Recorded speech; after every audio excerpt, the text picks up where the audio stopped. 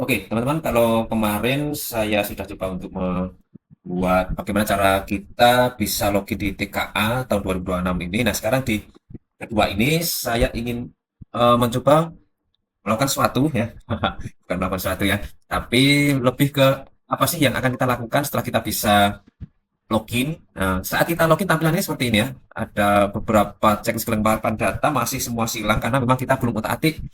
Nah, tugas kita sambil menunggu instruksi sebenarnya. Pasti nanti ada instruksi dari dinas terkait dengan apa pelaksanaan TKA ini seperti apa nanti operator dinas mungkin atau yang punya tanggung jawab untuk pelaksanaan ini nanti pasti akan memberikan informasi ke kita. Nah, sambil menunggu informasi yang mungkin nanti kita akan butuhkan dari dinas begitu, kita bisa sambil mengisi beberapa poin di sini ya. Nah, setelah kita klik di sini yang bisa kita lakukan ini mulai dari status dan infrastruktur ini ya.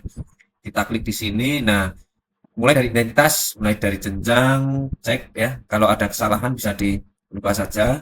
Tapi untuk dari jenjang sampai NPSN ini by system sudah ada. Kemudian kita tinggal tambahkan ini email sekolah atau email operator bisa.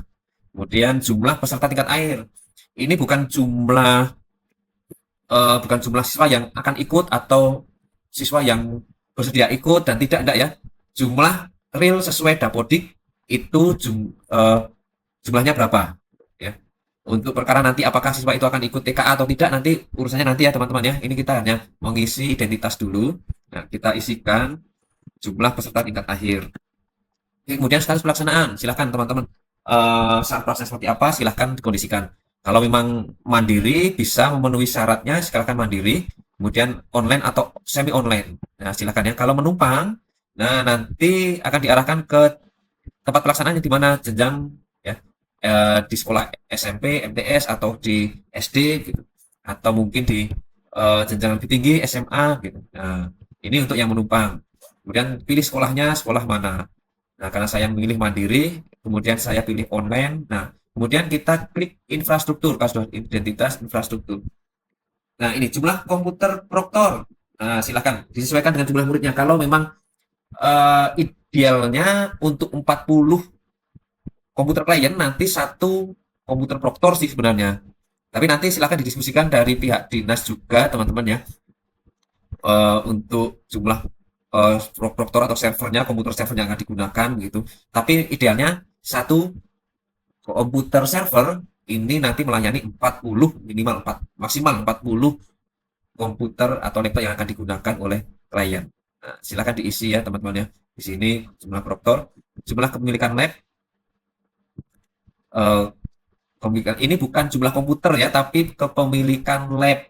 Kalau sekolah kita punya lab, jadi isi saja punya satu atau dua. Gitu. Nah, baru yang jumlah komputer atau laptopnya di sini. Jumlah klien berapa, yang milik, yang bukan milik siapa, berapa. Kalau bukan milik ini artinya kita kan meminjam dari tempat lain.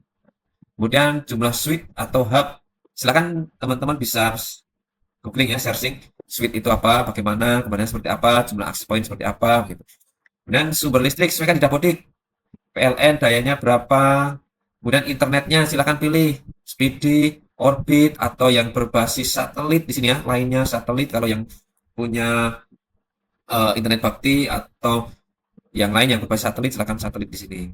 Kemudian kita ukur bandwidth upload dan bandwidth download silakan di web ketik aja speed ya, speed test. Nah, nanti diukur kecepatan download dan kecepatan uploadnya.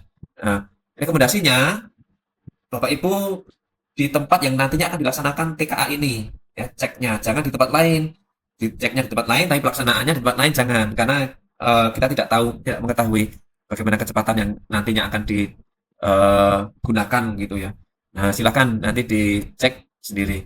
Kemudian lanjut di tim teknis penanggung jawab kepala sekolah ini, kemudian teleponnya, kemudian nama proktor siapa, emailnya diisi, dan HP proktor dan nama teknisi. Nah, setidaknya ini nanti akan siapkan rekan guru nanti proktor siapa, nama teknisinya siapa begitu. Kemudian setelah kita lanjut ini kita cetak ini dulu, lihat surat kesiapan kalau semuanya sudah diisi ya. Kemudian kita simpan di sini, kemudian cek surat kesiapan. Kalau semuanya sudah diisi nanti saat kita cetak surat kesiapan, nah semuanya isian itu akan terisi di ini, surat cetak ini. Baru kita akan klik upload surat itu. Ya. Oke, sampai di situ dulu untuk pengisian status dan infrastruktur. Nanti saya akan kembali ke pengisian yang lain. Oke, terima kasih teman-teman.